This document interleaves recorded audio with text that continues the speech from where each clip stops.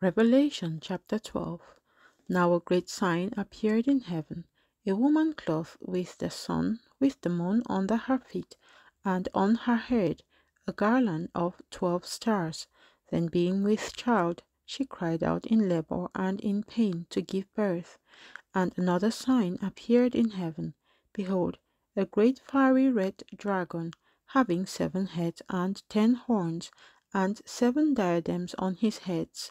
His tail drew a third of the stars of heaven, and threw them to the earth. And the dragon stood before the woman who was ready to give birth, to devour her child as soon as it was born. She bore a male child, who was to rule all nations with a rod of iron, and her child was caught up to God and his throne.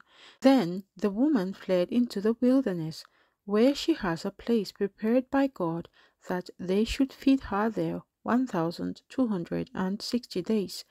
And war broke out in heaven.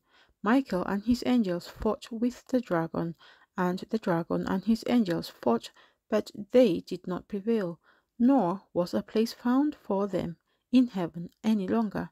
So the great dragon was cast out, that serpent of old, called the devil and Satan, who deceives the whole world.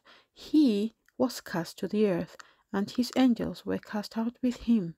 Then I heard a loud voice saying in heaven, Now salvation and strength and the kingdom of our God and the power of his Christ have come. For the accuser of our brethren, who accused them before our God day and night, has been cast down. And they overcame him by the blood of the Lamb and by the word of their testimony, and they did not love their lives to the death. Therefore rejoice, O heavens, and you who dwell in them.